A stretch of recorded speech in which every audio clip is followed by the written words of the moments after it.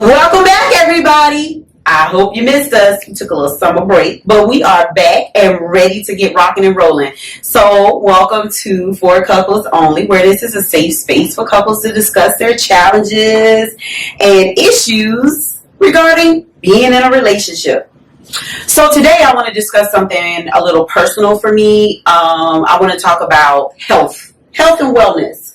And it's personal because I started something back in March. I had a coming to Jesus meeting with my doctor back in March about my personal health and wellness. And so after we had this discussion and he told me some things to do, which we're going to get into later, I thought about how that really, really affects the relationship side, how your health affects your relationship side of what's going on. So today we're going to talk about diabetes and how it can affect your health and your sex life. So I'm gonna put my glasses on so we can see what's going on. All right.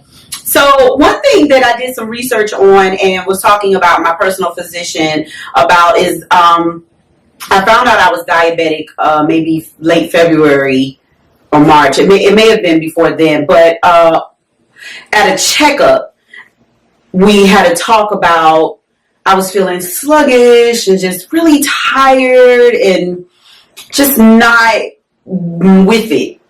I thought maybe it was because of my age or, maybe I was just working a lot and and my doctor told me, he said, one of the side effects of being diabetic, especially if you're a really bad diabetic, is low libido, which obviously will affect your sex life when you're in a relationship. It affects your desire. It affects your desire to be desired, if that makes sense. So I was like, okay, that makes sense. Maybe that's the sluggishness and I just want to go to bed feeling I kept feeling. So we're going to talk about that today. We're going to talk about health, wellness, being a diabetic, how this can affect your sex life and your partnership with your partner. And we all know that the two main things that can mess up a relationship, I think I said this before, is the money and the honey. So today we're going to talk about the honey.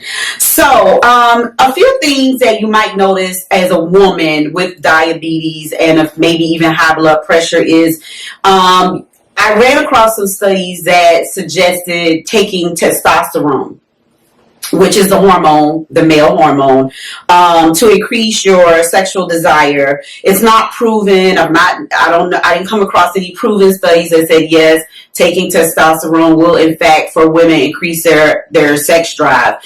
You could try it. I strongly suggest talking that over with your personal physician to make sure that that's something that's right for you. I personally did not try it because I was like, I do not want to take testosterone and wake up with a mustache that is going to seriously kill the vibe in the bedroom. So I didn't do that. But there are some studies that show you, hey, if you want to do it after talking with your physician, that might work for you. I also read somewhere that your low libido can increase post-menopausal. So ladies, if you are in menopause, you might be experiencing that low libido and accompanied with some other health issues like high blood pressure, being a diabetic. This all can affect your libido, which can affect what's going on with your mate. So you want to look at that. I also found out from my physician and just doing personal research that being a diabetic can also cause vaginal dryness. I did not know that. So if you're diabetic, ladies, and you're experiencing this, you might want to talk to your doctor about what's best to help you with this. There are products in the drugstore. There are products maybe you can get from your doctor even to help with vaginal dryness. But if you are a diabetic, especially if you're a severe diabetic, this could be a side effect, which vaginal dryness, we all know as ladies, is not comfortable and is not pleasant and will definitely affect your wanting to be intimate and sexual with your partner. So we've got to check our health. Okay, so for the men, listen up, men. If you're type 2 diabetic, that can sometimes be accompanied by being overweight, right? So if we're overweight, we might be sluggish, might be a little tired. Men, you might not necessarily feel sexy, because men want to feel sexy too. They want to feel appreciated. They want their mate, their spouse, to look at them with that eye like, hey, meet me in the bedroom. So that type 2, especially if you're type 2 diabetic, can cause low testosterone, meaning you guys, you're not feeling sexual. You're not feeling desired. You're not feeling like the hot stuff in the bedroom. You're not feeling like aroused and want to have sex with your mate. And then, of course, this can have another effect. So then your mate is trying to figure out, well, why isn't he aroused? Why doesn't he want to have sex? So then, ladies, we start thinking, is it me? You know, we thinking about like, okay, do I need to buy some sexy lingerie? Do I need to go to Victoria's Secret? When really it could just be a testosterone drop in the men, especially our men who are diabetic. It can also affect a man's passion for sex. So there's that passion, that strong desire to want to be sexual, to want to have that intimacy with their mate, with their spouse. So men, check yourself. If you're thirsty a lot, if you're urinating a lot, and you have not yet been diagnosed with diabetes, go to the doctor. I know men, you don't like to go to the doctor. You're like, I'm not going there. I know some men who feel like I'm not letting the man poke and prod me. But listen, if you're feeling this in the bedroom and you're like, I don't know, I've never been diagnosed diabetic, or you are diabetic, you need to check your glucose levels, check your sugar, and figure out what's going on, because this can affect the relationship that you have with your spouse or your mate. Also for men, some high blood pressure medicines can cause erectile dysfunction. I did not know that. Okay. I have high blood pressure myself. I take high blood pressure medicine. I know there are men in my family that have high blood pressure and take high blood pressure medicine. I did not know that. So we got to check the meds. We got to do the research. Sometimes the doctors don't tell us everything, not out of neglect, but just sometimes they can't remember all the side effects. Read up on this stuff for yourself. If you have high blood pressure, men, and you're taking high blood pressure medicine, do some research. Google it. And then have that conversation with your physician and go, hey, I'm experiencing this. Obviously, it's going to affect your relationship, because if you're having erectile dysfunction and you want to be intimate with your wife or partner, and that's not going to happen, you got to know why. Maybe you need to change your high blood pressure medicine. And we're going to talk about some other things you can do to bring that high blood pressure down too. But do the research. I implore you to do the research. Now, for both men and women with diabetes, can both struggle with arousal problems. Meaning, yes, you think your husband is sexy. You think your wife is the sexiest thing walking. She's the best thing since sliced bread. But you don't have that arousal. You're not ready, if you will, or wanting, if you will, to be intimate or have sex. This is a side effect of diabetes, of being a diabetic. Something, again, I did not know. Did some research on my own, and I was like, wow, I didn't know all of this could happen. And of course, we all know, I'm going to say it again, the money and the honey can really affect the relationship. So even if we have the money, but we're not getting the honey, we might want to check these things out if we're diabetic, okay? And something else I didn't know, it can also, being a diabetic can affect the ability to have an orgasm for both men and women. So, if you are diabetic and you're thinking to yourself, I am not having orgasms like I used to, they aren't as frequent, or I am struggling, or I'm just simply not having them, and you're diabetic, that might I'm not saying it is. I am not a doctor. And let me preface everything that I'm saying and sharing here today. I'm not a doctor.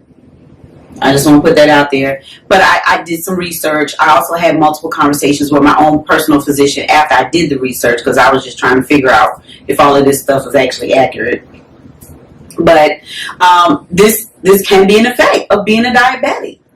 So, ladies, men, health and wellness is so very vital to us. It affects so many areas of our life. We don't want to go to work, or we're tired and sluggish at work. So at some point it affects your work productivity. We're tired when we get home. We don't want to be bothered. It could affect our relationship with our children, our ability to do things with our kids, especially if you have small children. And you know those little ones, they're full of energy and they're very rambunctious. And even if you have older ones that are in activities after school and sports, if you're tired and dragging, you can't go to I'm tired. I can't come to your football game. I need a nap. Kids, they want us there, right? At every football game, basketball game, cheerleading, soccer, gymnastics, ballet, whatever it is, they want us there. We got to be healthy in order to participate and be there for our kids. And then it affects our personal relationships, because if I'm too tired to pay you any attention while you're talking, I'm probably going to fall asleep while you're talking. Now your mate is mad, significant other, because you just fell asleep while they were talking. That's an argument. Or if I'm not aroused to have sex and you don't really know why, what's going on, your partner could take it personal and think it's them. Or worse than that, they can think you're having an affair when you're not. You're just diabetic, and it's affecting what's going on in the bedroom. But if I think you're having an affair, that's a whole other argument, right? Okay, I'm just saying. So we got to take care of ourselves, guys. We have got to take care of ourselves. Now, there is help out there for us, and I'm going to talk about my personal journey in a few minutes. But there is help out there, so we can pay attention to our pH levels. Okay, pay attention to what we're eating. If we're eating a lot of acidic foods or a lot of sweet foods, and sweets is not our friend if you're a diabetic. It is. I love chocolate. I love it. I can eat chocolate every day, but it's not my friend as a diabetic. So we got to check that out, which leads into learning how to control your glucose levels. Okay, I have a machine. I have to, prick my finger, check my glucose. But stay on top of your glucose levels. Too much can make us feel one way. Too little can make us feel the total opposite. And then get moving. So this is something I struggle with. Exercise. I struggle with it for a lot of different reasons. One, I just felt like I couldn't fit it into my schedule. Like, I gotta work. I got kids. I gotta do stuff. I gotta take care of the house. Blah, blah, blah, right? But we gotta get moving, guys. Walking, if you have a gym membership, if you have a treadmill or something at home, but we've gotta get moving. And then we gotta get some sleep. 6 or more hours a day. So, when you were a teen, in your 20s, you can get by on 3 hours of sleep, right? And function normally. No, I cannot function on 3 hours of sleep. I can try really, really hard, but at some point during the day, I'm going to crash and burn. And so I have started forcing myself, even though I have a ton of work to do, I have been forcing myself to go to bed by a certain time when I know I got to get up at 6 or 7 or whatever time you get up in the morning. If you get up at 6, then you need to be in the bed, and not even in the bed. You need to be asleep by midnight. So that means you probably should have gotten into bed at 11, because your body needs time to calm down. Your brain needs time to decompress from the day's activities and what has happened. So just a few things. Now I'm going to talk about my personal journey and how all of this started. So I was at the doctor one day. I think I was at an OBGYN visit. And the nurse said to me, they do the usual, give you the little cup, right, and tell you what to do. So I just made a comment. I said, oh, well, giving you a urine sample won't be a problem. I go to the bathroom all day. And I did, like all day. It gotten to a point where the running joke at my job was, I'm just gonna take and set up my desk in the bathroom because that's where I am all the time. And so the nurse kind of looked at me and she was like, "You use the bathroom all the time?" I said, "Yes, all the time, like all the time." So she got kind of a puzzled or bizarre look on her face. She said, "Okay, we'll just go in the bathroom, gave you a little cup." I did what I needed to do, put the cup and sat in the lobby. She called me back. She said, "Ms. Nelson," she said, "your sugar levels are really high. I'm going to send you to the doctor for to get checked." I said, "Check for what?" Like, girl, why? She said, "I don't know, you might be pre-diabetic." She said, "Your sugar levels are really high." I said, "Okay." Went to the doctor, got checked, got tested, did all the tests, got my blood, all of that. I'm diabetic. I said, "Well, shoot. How'd that happen?" So, did I think I had an appointment with the nutritionist, or it was a nurse. I had a follow-up appointment with a nurse, had a follow-up appointment with a nutritionist. I did all of that. I still did not really take it seriously. I told my family, I was like, "Well, guess what? I'm diabetic."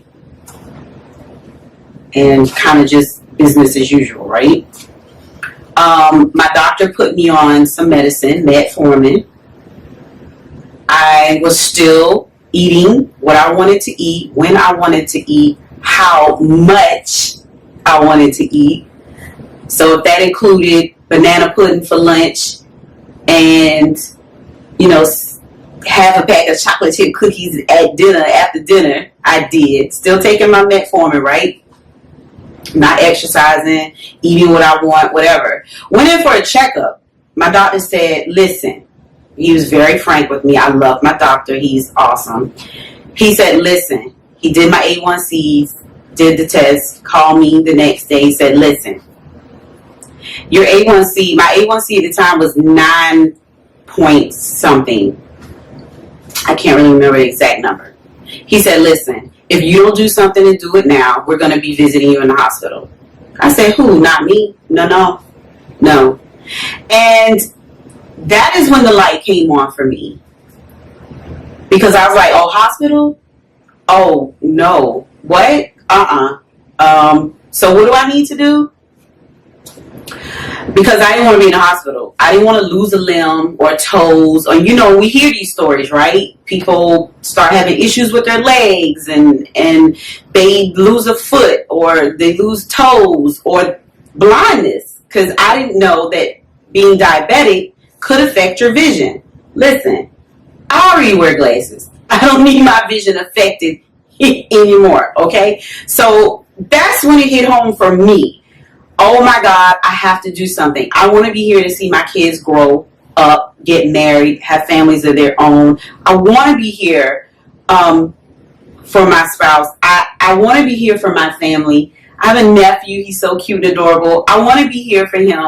I cannot be in the hospital. I cannot be that person that didn't listen and now I'm in the hospital, or now I'm losing my foot, or whatever the case may be. That was my wake-up call. So I asked my doctor, I said, "Well, what do I do?" So he said, "This is what you're going to do. And you're not going to like it." He was right. I didn't like it at all. So he put me on a 1,500 calorie a day diet.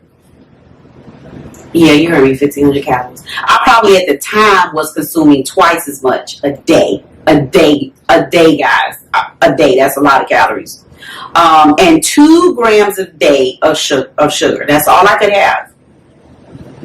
So bye-bye half a pack of cookies. Bye-bye banana pudding. All the things I love. I have a severe sweet tooth. I love sweets. Like I love, love, love sweets. I love cake. I love all of that, right? 2 grams a day of sugar. So let me break that down for you, what that meant. That meant every single thing I wanted to eat, I now had to look up the nutritional value. Because I can only have 2 grams a day of sugar. Do you realize that sugar is literally in almost everything we eat? Ketchup. Who thinks about ketchup, right? You just put it on your fries, you put it on your burger, you eat it, right? Ketchup has sugar. I couldn't eat it. Right? Like, I'm just saying. I was mad. I was so mad, y'all. But I had to think about what's more important: eating ketchup, eating banana pudding, eating this, eating that, or being in the hospital, or possibly dying, or being in a diabetic coma. Like, it was bad. I was on insulin. I had to be put on insulin in addition to my metformin to get my diabetes in check. So now I'm looking at the label on everything. And it was a struggle. I am not going to lie to you. All the things I hold dear to me as far as food is concerned, I now had to look at. I love mashed potatoes. I love mac and cheese. I love rice. I love all the gravy. Like, I love all of those things. But I now had to look at every single thing I ate for the sugar content, because I can only have 2 grams of sugar a day. So during this process, and I can only eat 1,500 calories.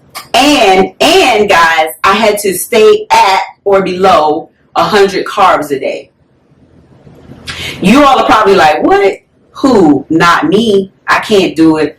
You can when the doctor tells you your butt's going to be in the hospital. Yep, you can then. So it was a lot of work, guys. I'm not going to lie. I am not going to lie. I literally started looking at the label on everything that was in my pantry. Everything. So, but it made me aware of how much sugar I was consuming a day. I love sweet tea. I love Carrie Hilliard sweet tea. To me, that's the best sweet tea in all of the city of Savannah. I like diabetic coma sweet lemonade. I like it. But guess what? That's way more than 2 grams of sugar. So what I did was I stopped all drinks that contain sugar and I went strictly to water. That's how I started. And I'm going to tell you how I progressed.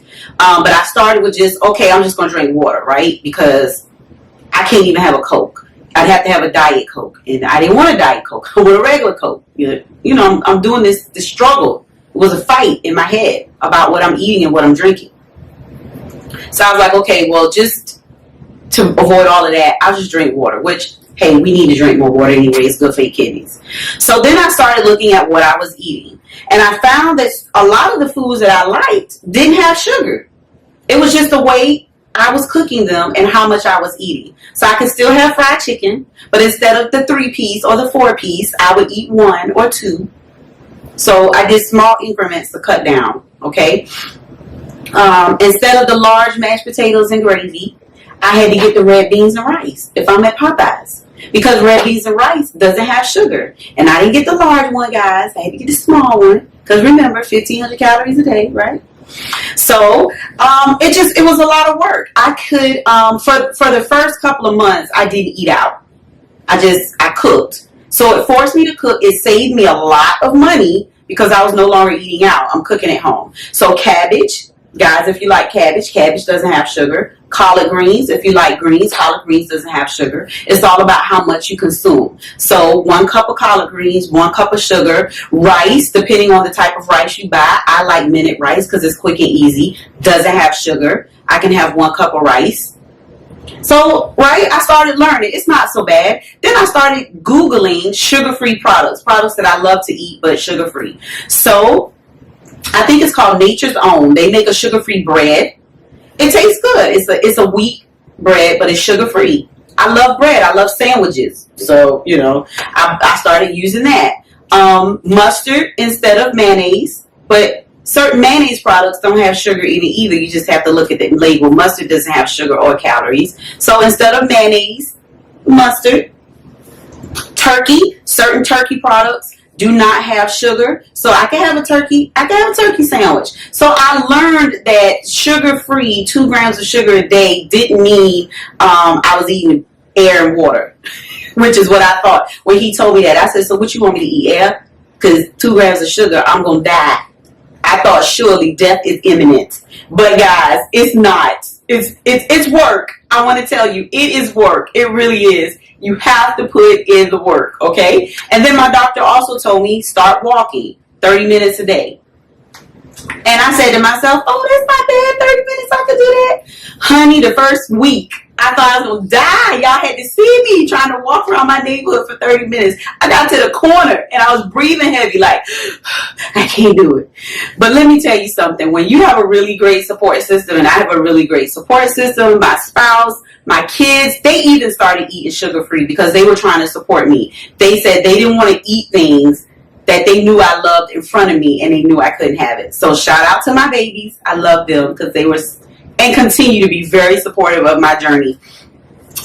But they dragged me around the block for like the first week and a half of walking because I am telling you, I was so out of shape and heavy.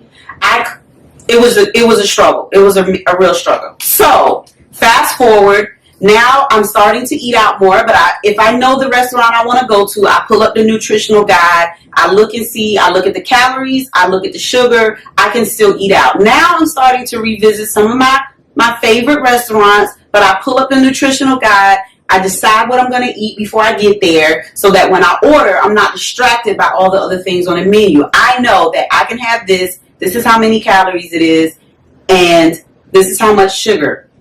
Fast forward, I started this 2 grams of sugar, 1,500 calories a day back in March. Oh, also, guys, there's a sugar-free Minute Maid lemonade that is awesome. Like, you can't even tell it doesn't have sugar. I'm just saying. There are options out there, guys, for sugar-free life. There are options. Fast forward to today. I went, I think, a couple of weeks ago to the doctor for another checkup, and my A1C is down to 6.1. Yay! Yes, down from 9 point something, almost 10. And I am 35 pounds lighter. And you ask, well, what did you weigh before? None of your business. None of your business. But I was chunkalicious. I was. But now I'm 35 pounds lighter. I feel great. I have more energy, guys. I am now walking 2 miles a day. So I walk anywhere between 8 to 10 miles a week around my neighborhood. I have more energy. I am sleeping better. I have more. I think it was even affecting my ability to pay attention. So my attention is better. My memory is better. And what's happening in the bedroom is better. None of your business, but it's better now. I'm just saying. So guys, the point to all of this is check your health and wellness. It affects so much in your life, even down to the bedroom. Get yourself checked. Men, get yourself checked. If you're diabetic, get yourself checked. Fix your diet. Check your A1C. Walk. You don't even have to get a gym membership. Just walk around your neighborhood. I didn't get a gym membership. I just started walking in my neighborhood. Now all the neighbors are like, hey, that's that lady that walks every day. It is worth it. A1C down 3 point something points. I'm down 35 pounds. It is worth it. My doctor said if I keep this up, I won't even be diabetic anymore. I'm telling you guys, get your health and wellness in check. All right?